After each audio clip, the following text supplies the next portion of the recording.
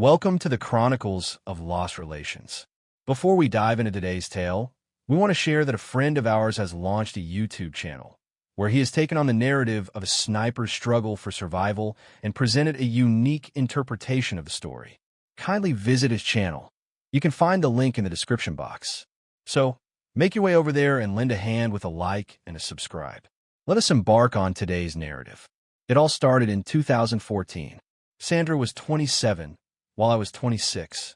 We shared 5 years together, with 2 of those as a married couple. Our paths crossed in college. She was immersed in the world of accounting, while I delved into the intricacies of mechanical engineering. We first crossed paths at a gathering thrown by a friend we both share. We connected right away, and after a handful of dates, we decided to make it official. 1 year later, we tied the knot. Sandra had an elder sister named Serena, who was wed to Arnold, a close companion of hers. However, the true test arose from Sandra's mother, Isabella. She always rejected me. From the very start, she sought every possible reason to drive a wedge between us. It was clear to me that she held a dislike for me, yet the reasons behind it remained a mystery. She would often express sentiments such as, "Sandra deserves better," or "You're not good enough for her," at every opportunity. It was a deeply embarrassing experience that drained my spirit, yet I believed I was living the ideal life. Sandra was remarkable, captivating, intelligent, and the most breathtaking woman I had ever encountered. I earned a respectable salary as a mechanical engineer, and we found ourselves in a favorable situation. We had come to a mutual understanding to postpone having children, prioritizing our travels and the completion of our mortgage first. Sandra was enthusiastic, and she even started discussing the possibility of pursuing a master's degree, which I wholeheartedly agreed to finance. I simply wished for her to sense my support. A year into our marriage, the situation shifted unexpectedly. Sandra's mother, Isabella, experienced a fall and was hospitalized for a few days. The physicians indicated that it wasn't a grave matter, yet they advised her to rest in bed. Sandra was overwhelmed with anxiety. It was evident how deeply her mother's health impacted her. She remained by Isabella's side throughout her recovery, and I admired that, even though I longed for more moments shared between us. Then arrived the anniversary celebration, as Sandra's parents marked 3 decades of their union. That night, 2 astonishing announcements were delivered that left me in a state of disbelief. Initially, Serena, who had spent years yearning for motherhood, revealed that she had faced challenges in conceiving. She had journeyed through numerous fertility clinics without finding success, and the anguish of being unable to have children was truly devastating. Her eyes glistened with unshed tears as she revealed the news. It was one of those instances when you long to alleviate another's suffering, yet come to the stark realization that it's beyond your power.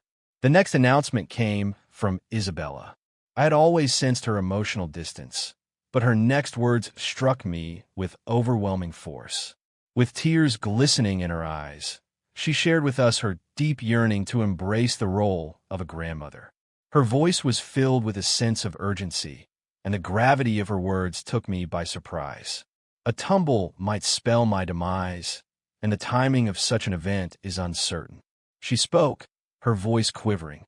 I observed her journey through childhood, and now my wish is to witness her embrace motherhood.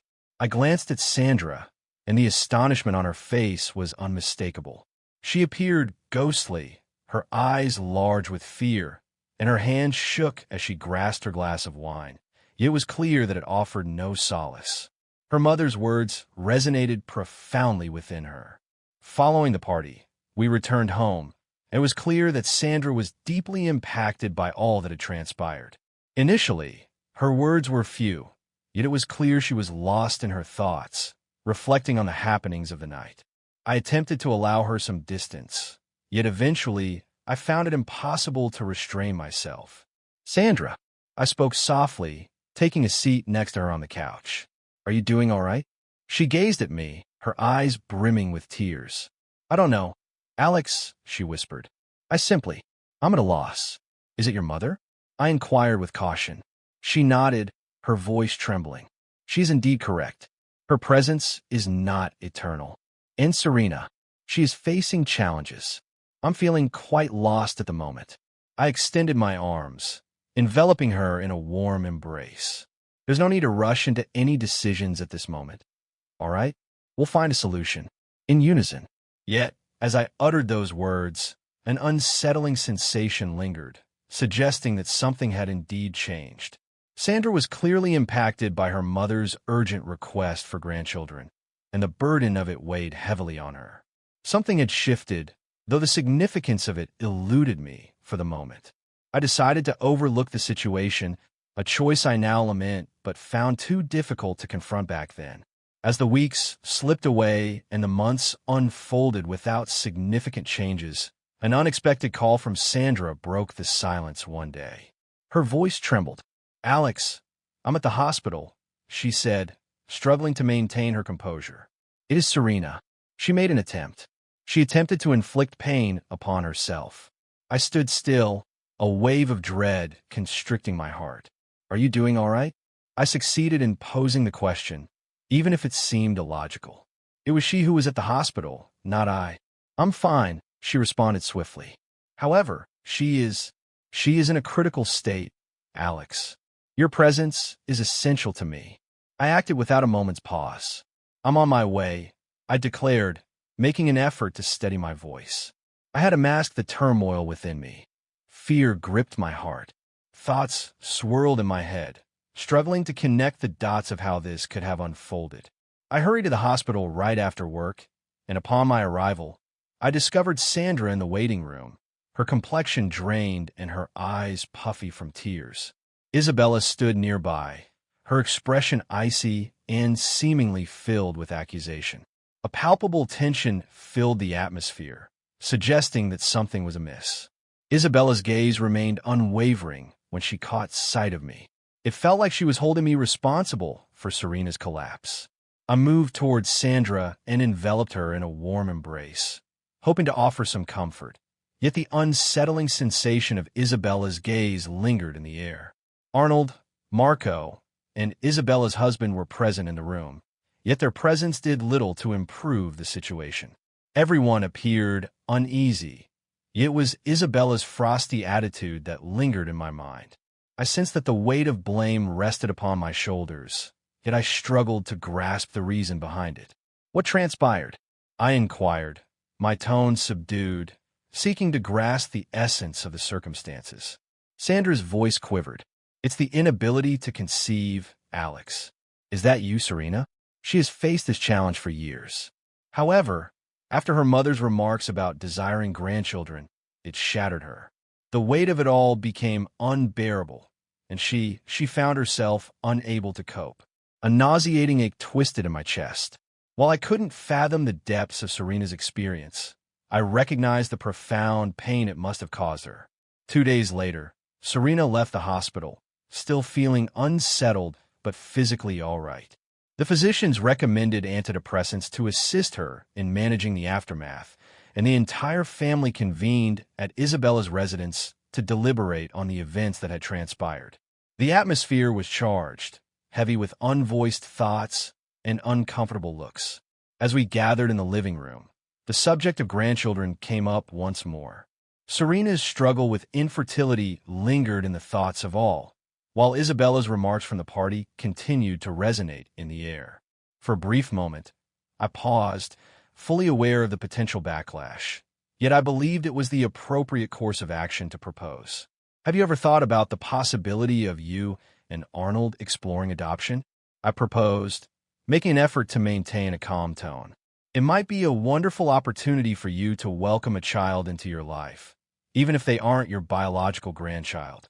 Embracing adoption presents a genuine opportunity, one that has the potential to fill lives with immense joy." The atmosphere grew eerily quiet. All attention was directed toward me, and I sensed that my proposal might not be welcomed, yet I pressed on regardless. Isabella's eyes narrowed, and she regarded me as if I had just proposed the most absurd idea imaginable. "Consider welcoming a child into your life," she remarked with a cutting tone. "That doesn't compare to having a grandchild who shares our own lineage." a little one welcomed into our family, an authentic grandchild. Her words struck with unexpected force, and I struggled to mask my irritation. I didn't bring it up because I recognized the significance of family. I proposed it because I believed it could provide Serena and Arnold the opportunity to build the family they desired. Yet Isabella remained unresponsive to it all. The dialogue stumbled after that. The well had run dry. Creativity had come to a standstill. The atmosphere in the room was thick with tension, wrapping around me like a heavy blanket, stifling my breath. We all departed soon after, and I could sense from Sandra's quietness that she shared my frustration. In the weeks that ensued, transformation started to unfold. Serena and Arnold began to frequent our home more regularly, yet their company felt oddly out of place. They would come in, and I could catch snippets of their conversation in low tones from the kitchen, but the moment they stepped into the living room, a hush would envelop them. Their behavior carried an unsettling quality, a sense of something concealed beneath the surface. An unsettling sensation lingered within me, a nagging thought that they were withholding something crucial, something I was meant to remain oblivious to. Yet, the very nature of that uncertainty deepened my discomfort. Initially, I chose to overlook it. Perhaps Serena was simply facing a challenging period and required the support of her sister. Yet a shift occurred. Sandra began to behave in a different manner. She grew increasingly secretive with her phone, frequently concealing it whenever I entered the room. As I attempted to bridge the gap between us after work, she withdrew, and the once vibrant connection we shared began to diminish. The rift between us widened, yet I struggled to identify the precise issue at hand. Then arrived July 5th, a day etched in my memory forever. Upon returning from work, I noticed a cluster of cars parked along our street as I made the turn toward home. My heart plummeted. Uncertainty enveloped me. A nagging sense that something was amiss lingered in the air.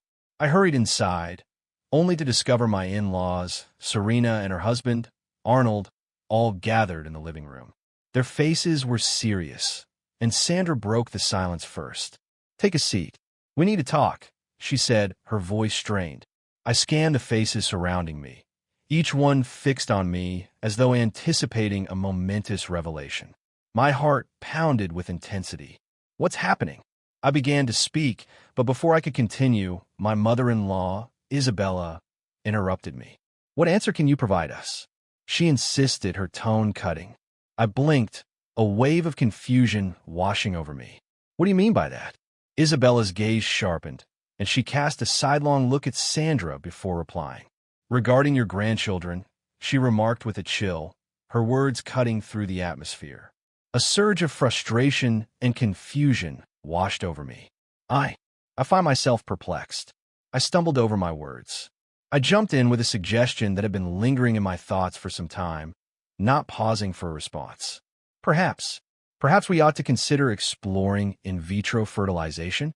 I'm aware it's not a sure thing, but it might be beneficial. Isabella's response was swift, her expression contorting in revulsion.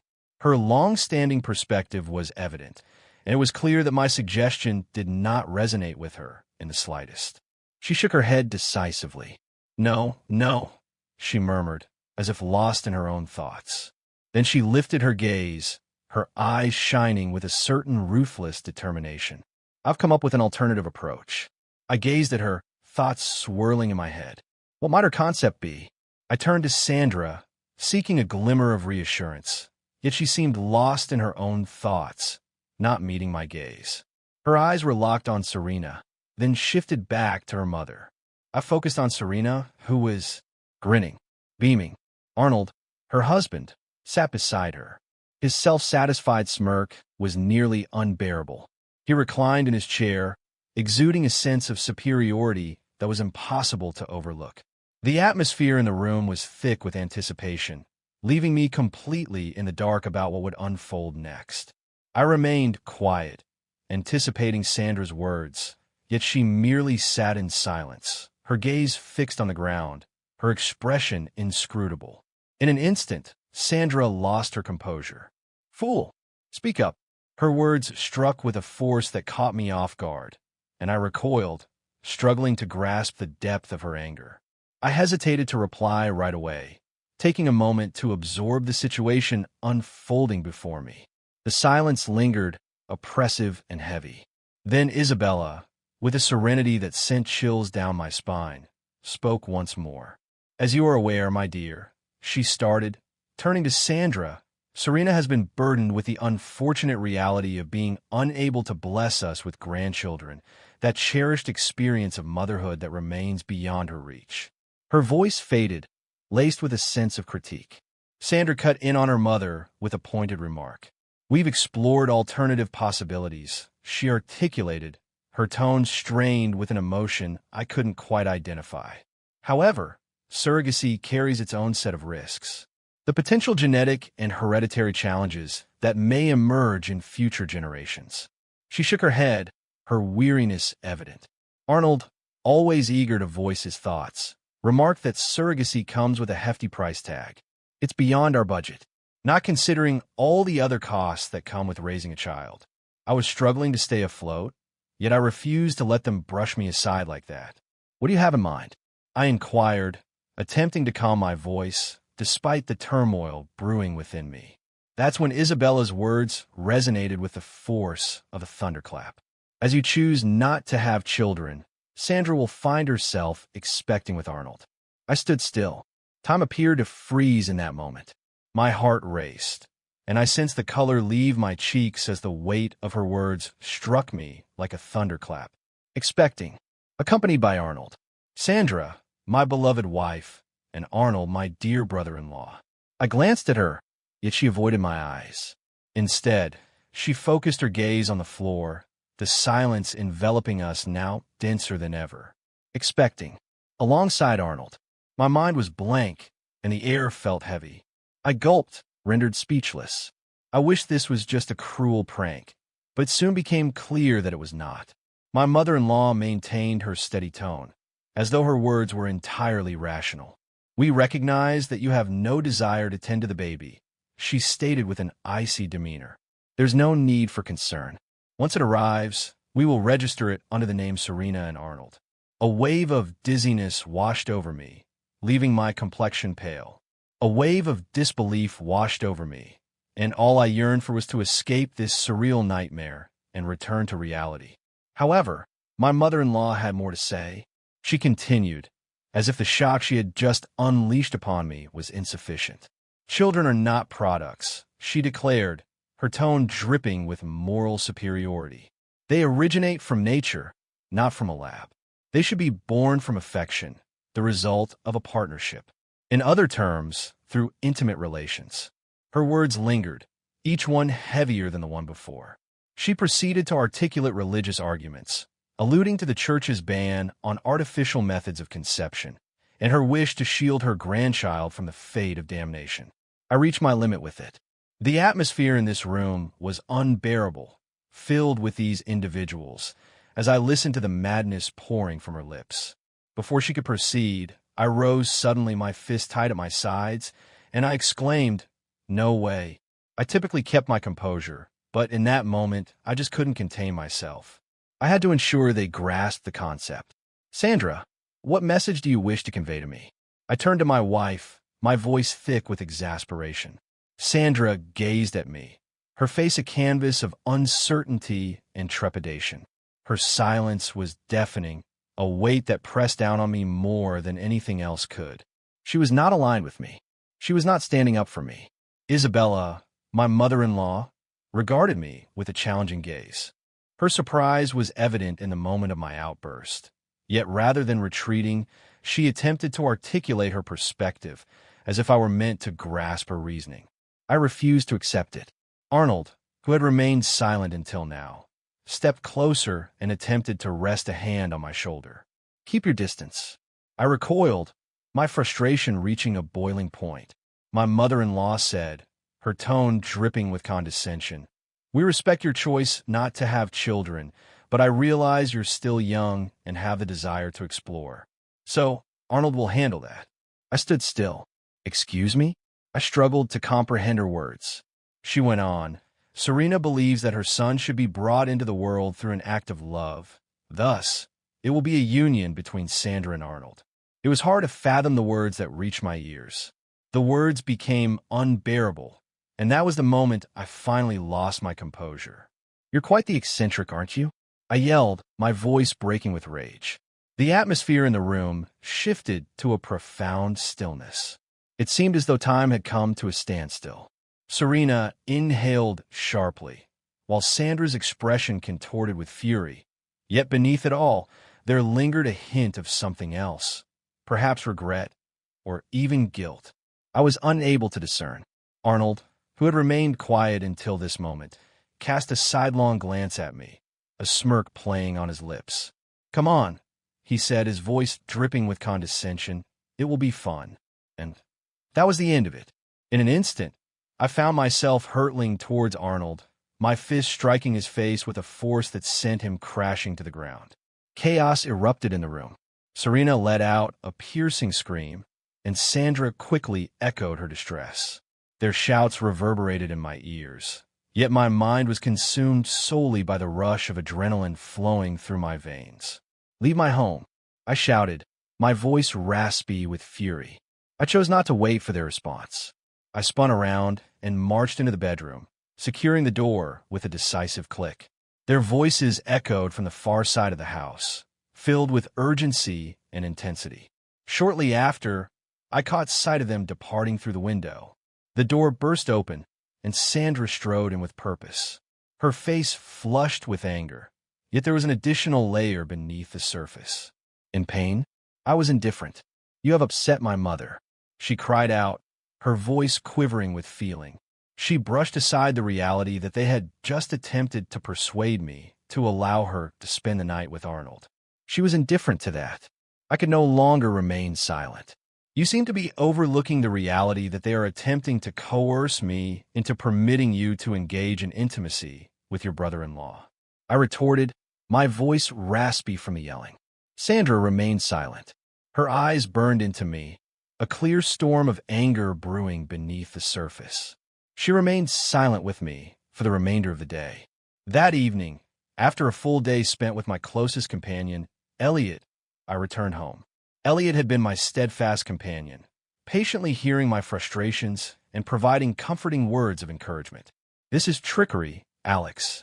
It's all your mother-in-law's fault," he said, shaking his head. I nodded, sensing the burden of it all descend upon me once more. Elliot was indeed correct. My mother-in-law was at the heart of all this chaos. Elliot proposed an idea that seemed absurd initially, yet became clear and logical when looking back. He suggested that perhaps it was time for Alex to depart from the city, take Sandra and escape from all this chaos. The more distance you maintain from her family, the lesser their impact on you both. For days, I pondered, searching for a way to ease the pain that seemed relentless. It was an intriguing notion, yet I found myself uncertain about escaping from my challenges. However, I reflected on the situation, considering the distance from her family and the relief from all the pressure. It felt like something essential, even if I was reluctant to acknowledge it. Upon my return that evening, I found Sandra at the kitchen table, her complexion flushed and uneven. She was in tears. My feet froze as I caught sight of her.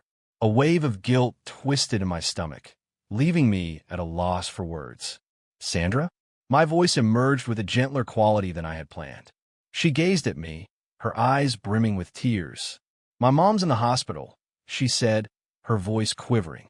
"Her condition is critical." I reacted without a second thought.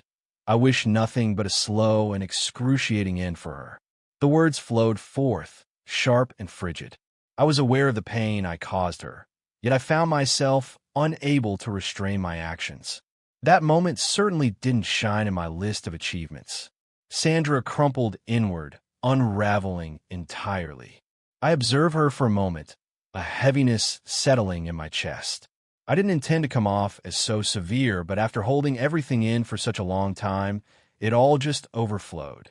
"I never meant to cause you pain, but I find it difficult to hold your mother in high regard given her behavior," I stated. She brushed away her tears and turned her gaze toward me. "You just don't get it, Alex," she murmured.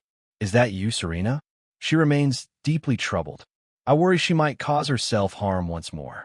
Serena's mental health was in disarray, and I found it impossible to feign understanding of how to navigate it. I paused for a moment before responding. We can give it a shot. We plan to start our family in the near future. My darling, you belong to me. I hesitated to voice it, yet I found myself doing so. There was simply no alternative available to me. Sandra gazed at me, her expression brightening with joy. She offered a gentle smile. "It's all right," she remarked, her tone filled with relief. "We will make an attempt shortly." Yet beneath the surface, I understood it wasn't solely about bringing joy to Sandra. It revolved around maintaining harmony within her family, and that felt off to me. Yet, I found myself unable to retreat at this moment, especially with the way she gazed at me, filled with such anticipation. Days drifted by quietly, yet there was an undeniable shift in Sandra's essence. She exhibited greater warmth, deeper love, and in some way, a diminished sense of distance. Her demeanor became gentler, and she no longer concealed her phone from me. Her smile caught me off guard, and in that moment, it felt as if I was rediscovering my love for her all over again. Yet, an unsettling feeling lingered. There was an elusive quality that I just couldn't identify. It felt peculiar. I simply lacked confidence in it. Half a year went by, and unexpectedly, I discovered that my connection with Sandra had grown deeper than I could have ever anticipated. Somehow, I found myself deeper in love with her than ever before. Anything she desired, I provided for her. When she requested a new TV, I made the purchase. If she desired a day of relaxation at the spa, I arranged it without hesitation. I'm uncertain about my reasons for taking that action. Perhaps it was remorse, or perhaps it was the longing to atone for the hurt I had inflicted. Regardless of the circumstances, ensuring Sandra's happiness was my foremost concern. Isabella, my mother-in-law, had ceased her insistence on grandchildren, and Serena appeared to be making progress, both of which took me by surprise. Uncertain if it was the gentle cooing or simply the passage of time, I felt a sense of relief as the weight began to lift. Then, I orchestrated a delightful surprise for Sandra. It was something I had been setting aside for, a gesture to express my feelings, to demonstrate my desire to mend the rift between us. I had been contemplating it for some time, and I was certain it would serve as the ideal opportunity to start fresh for us. On February 20th, I stepped through the door, my fingers clutching the tickets with anticipation. Upon my return that day, an unsettling silence enveloped the house. Initially, I considered that perhaps Sandra had merely stepped out for a brief moment. Yet as I ascended the stairs, an unsettling feeling began to creep in. As I entered the bedroom, my eyes fell upon a note resting on the bed. A wave of despair washed over me as I picked it up, instantly identifying Sandra's handwriting. "Alex, you notice that our relationship remains the same. My affection for you has only grown, and I sense that you feel the same way. My mother seems to be showing you more warmth lately. She values you in her unique manner. Yet, Serena remains unhappy, and I can sense that the weight of not providing her with a grandchild is consuming her. I haven't shared this with you yet, but I believe you'll grasp it perfectly. You've grown so much over these months, and I can see your maturity. Your love for me is evident. My parents, Serena and Arnold, will follow through with our plans from 6 months back. Today, we are departing from town. I will conceive with Arnold. I won't disclose our location because I understand you, and I shouldn't have to endure stressful situations, nor should Arnold. Serena mentioned that he feels anxious, and perhaps we might not succeed on the first attempt. That's the reason we'll be away for a month. There's no need to search for us. I will come back when I am expecting. This does not alter our connection. Let's act as if nothing occurred. No one in the family is aware, and that's how it shall remain. Only for our ears." I remained motionless, struggling to comprehend the words that had just crossed my eyes. An intense wave of sorrow and embarrassment surged through me. I can't deny it. It pained me more than anything I had ever experienced. In that instant, a revelation struck me. This relationship was devoid of trust, lacking any form of mutual agreement. and it was all in service of her mother's expectations. Frustration coursed through me, yet what weighed heavier was the deep sense of shame I felt within. Sandra had completely dominated me, while her mother was pulling the strings from behind the scenes, just like she always did. I had been so gullible to think that any of it was genuine, to believe that Sandra truly cared for me as she claimed she did. In time, the sorrow transformed into something entirely different. Apathy. 2 days later, I stumbled upon a truth that had eluded me until that moment. The sheer cunning of certain individuals. Sandra and her mother had woven their narrative so artfully that I found myself completely in the shadows. I felt like the compliant partner who excused every transgression, and I loathed myself for permitting it. However, that is no longer the case. I refused to allow them to keep taking advantage of me. I had transformed beyond that man. I felt compelled to speak up. I made my way to Sandra's parents' house, my thoughts swirling with the impending confrontation ahead. I sought clarity, even if I was uncertain about how to articulate it. Upon my arrival, I noticed that their vehicles had vanished. It unfolded precisely as the note had indicated. They had already departed. The sense of humiliation only intensified. Their meticulous planning was shrouded in secrecy.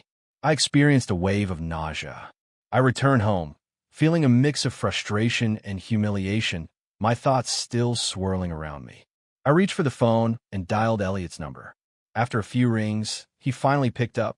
"Greetings, my friend," he remarked, his voice brimming with worry.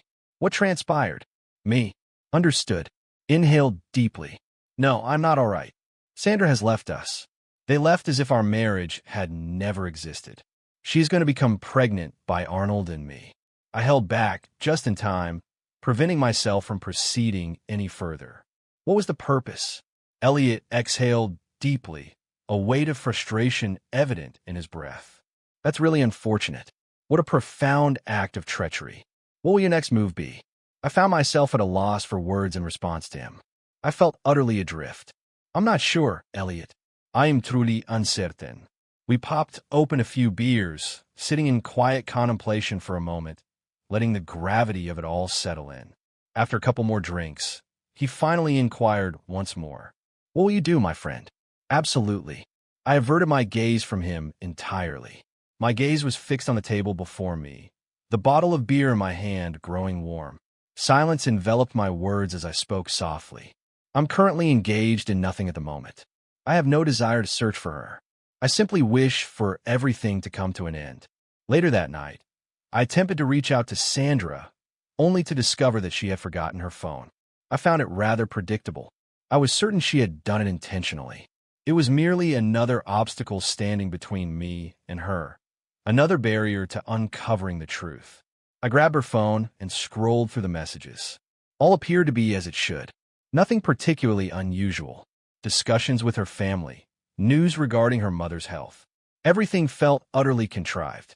That weekend, I simply simmered in my frustration. It gnawed at my insides, intensifying with each fleeting moment. The treachery, the art of influence. It only deepened my disdain for Sandra and her family. I found myself questioning whether I could ever perceive any of them in the same light again.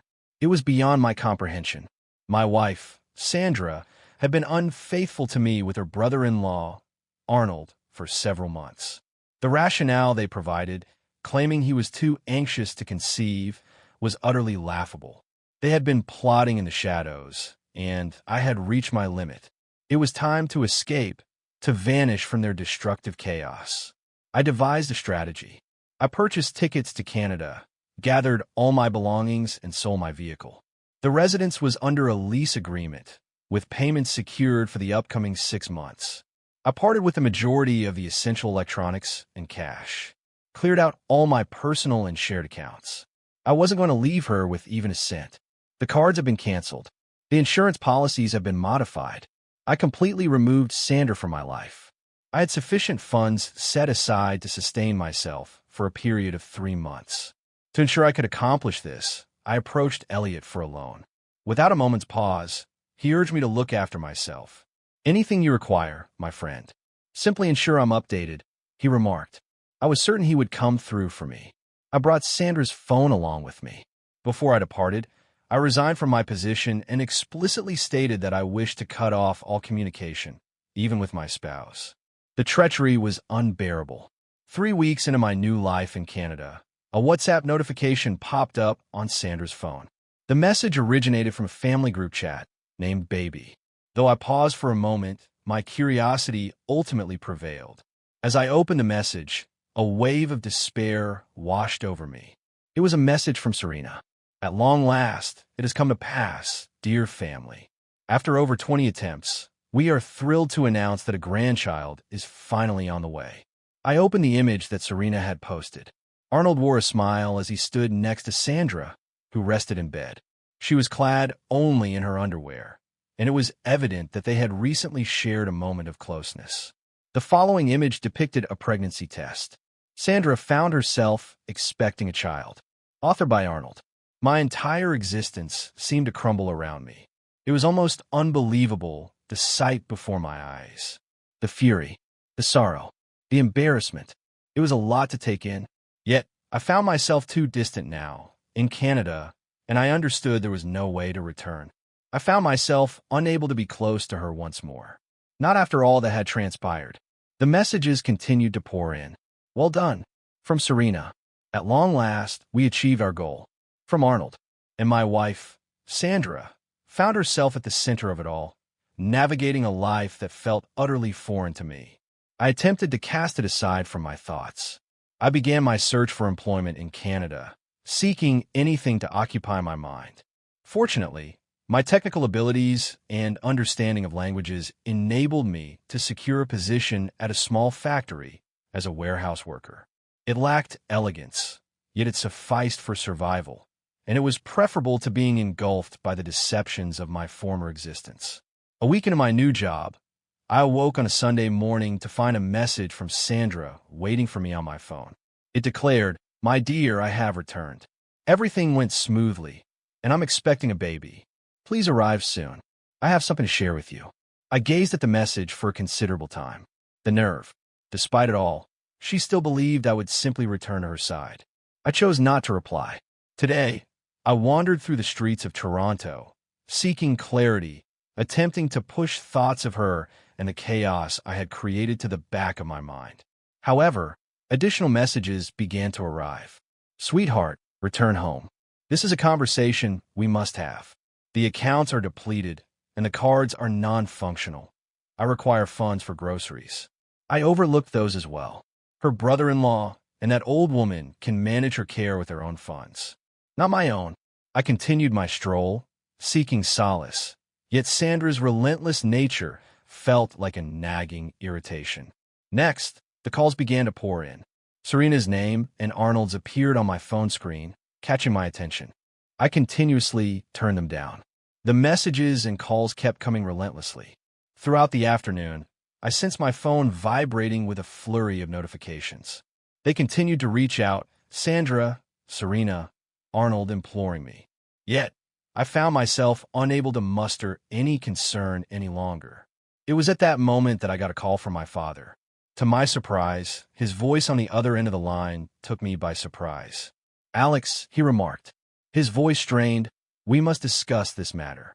Your mother is concerned about your well-being. What is the reason behind your actions? What's the reason for ignoring Sandra?" I found myself at a loss for words. It had been weeks since I last exchanged a word with him. "Dad, please don't get involved. I can no longer continue with this. I've had enough of all of them." He paused in silence for a moment. "Alex, this is a matter concerning the family. Exercise caution before making any decisions. It's time for you to return home." "Residence?" I pondered. The residence they ravaged? I was reluctant to return. Yet my father, always the rational one, continued to insist. "My dear boy, take a moment to reflect on your actions. Your mother is here to support you during this time. We have the ability to make improvements. Repair matters?" Everything was as it should be. Sandra had made her decision, and so had I. I had no intention of returning to that. I concluded the conversation, yet the message resonated unmistakably. Now, even my father was attempting to get involved. Days had passed without a word from my family, and I certainly didn't anticipate his message arriving so quickly. 2 days later, he reached out once more. This time, I laid out the whole scenario to my father, detailing the betrayal and the message that Sandra had sent me. I proceeded to share the images of the WhatsApp conversation with him. Initially, he appeared skeptical, as if he struggled to accept the words I was sharing. "Are you serious? She was with Arnold? Is it your brother-in-law?" he inquired, his voice tinged with a hint of bewilderment. "Indeed," I stated with conviction. "She is expecting a child with him." "Indeed it is." A lengthy pause hung in the air before my father finally broke the silence. I can hardly wrap my head around this. That person, Alex, remains steadfast in your choice. You'll find more peace without her. I stand by your side, my son. Forget about that difficult mother-in-law and that challenging wife of yours. I'm here for you. If they reach out once more, I will handle it in my own manner. "Indeed, I'm aware," I responded. I refused to return. I'm done engaging with them. I informed him that I would take him to Canada as soon as possible and requested that he prevent Sandra from reaching out to him. I had no desire to engage further with that branch of the family. For the next 15 days, I disconnected from my phone. I had no desire to hear from anyone, Sandra, her family, or anyone else. After getting settled in Canada, I purchased a new phone and made sure to set all my social media accounts to private. I chose not to remove Sandra or her family from my friends list. I simply concealed them. Their messages no longer needed to linger in my mind. One day, a message arrived from Elliot, my dearest companion. He mentioned that Sandra had visited him, yearning for clarity. "She arrived at my doorstep." "Alex," Elliot remarked. "She inquired about your whereabouts. I mentioned to her that she could have approached you directly while she was preoccupied with her brother-in-law. I shut the door firmly and warned her that I would contact the authorities. That news lifted my spirits a bit. A faint feeling of justice washed over me, realizing that someone had taken a stand against Sandra for my sake. Elliot remarked that she was a mess, and I found it unsurprising. She had made a mistake, and now it was time to confront the repercussions. After roughly 2 weeks, I powered my phone back on, but what greeted me was enough to churn my stomach. More than 100 messages and missed calls. The majority originated from Sandra. Her messages brimmed with politeness. "Alex, I want you to know that my feelings for you remain strong. This holds no significance. I wish to bring forth your first child. This is intended for my sister. Please don't overlook my presence. Kindly provide a response. My affection for you knows no bounds." Her voice in the audio recordings came across as fractured and filled with urgency, yet I remained unmoved. I had come to a conclusion. Next came messages from my mother-in-law. She was absolutely livid with me. She labeled me as careless and claimed that I was self-centered. Her messages conveyed that I had the power to jeopardize her grandchild's future, that Sandra was shedding pounds due to the pressure. She was admitted to the hospital due to a severe nervous breakdown. I was indifferent. Without a moment's pause, I severed the connection by blocking her number. I chose silence, and with each passing day, I found a path to healing. Having my father move in with me brought a sense of relief and comfort. He was finding his footing in Canada, and fortunately, he was thriving. I discovered a more rewarding position that offered a generous salary for a comfortable lifestyle. For the first time in a long while, there was a glimmer of hope on the horizon. After a considerable period, I accomplished something I had never anticipated, securing permanent residency in Canada. I had crafted a new existence for myself, starting from scratch. Once a skilled attorney was brought on board, matters began to calm down. I initiated the divorce proceedings, and soon after, Sandra was officially notified. Her handwritten note was included in the divorce petition, indicating that she had willingly abandoned the marriage. He additionally provided the WhatsApp messages as part of the evidence. My attorney advocated for the dissolution of marriage instead of opting for a straightforward divorce. Sandra continued to send messages, yet they seemed to resonate as mere background chatter. A few months later, I learned that, sadly, Sandra had experienced a miscarriage and the child was lost. Isabella attempted to hold me responsible for the situation, claiming that I caused Sandra's depression by leaving her behind. Sandra severed her connections with her family, holding them responsible for the pressure they placed on her to have a child with Arnold. It appeared as though she was attempting to free herself from any accountability, yet I was aware of the truth. In spite of all odds, she persistently sought to uncover my whereabouts, continually attempting to connect. She believed I would return to her, but I had no intention of being deceived once more. One day, I received a video call from her. I found myself uncertain about my response, perhaps driven by a desire to check on her well-being, or maybe to uncover any remnants of the person I once recognized. Yet, upon seeing her, I hardly recognized her at all. She appeared utterly exhausted. Her face bore the marks of time, reflecting not only the passage of years, but also the weight of unspoken feelings. The burden of guilt and the repercussions of her choices were becoming increasingly evident on her. She quickly attempted to express her regrets, but I wasn't receptive to it. I left my camera off, avoiding the chance for her to see my expression, determined to prevent any notion of reconciliation from taking root in her mind. I assured her that this would be a quick conversation. Your actions collectively shape your identity. You took it upon yourself to decide, fully aware that I was not in agreement with your choice. You mistook my affection for submission, and that is something I refuse to accept. Perhaps at this point, we might have anticipated welcoming a child, yet patience is a valuable quality, and you did not nurture it. Regarding your mother, Isabella, she is still alive, and I don't believe she will be leaving us anytime soon, to be honest. I hope that when her moment arrives, she experiences great suffering. I assure you that when she passes, I will return and express my disdain at her resting place. Your actions destroyed my marriage, and that burden will weigh on your conscience indefinitely. I took a moment to absorb the reality before concluding. I've begun dating, and soon I will be moving on from you. Your memory will remain with me, and I assure you that until my last breath, I will hold on to my resentment. I wish for your mother to pass away without ever meeting her grandchildren. The consequences of our actions are unfolding. I am experiencing the results of my choices, just as you are with yours. I listened as she sobbed, and a sense of detachment washed over me. Then she revealed that the doctors informed her she would never be able to conceive again, as her uterus was removed during the operation. I was taken aback by that, and truthfully, I never hoped for such negative consequences to come her way. However, it was no longer my obligation. I concluded the conversation in silence. That marked the final moment I had any communication with her. That was approximately in the year 2019.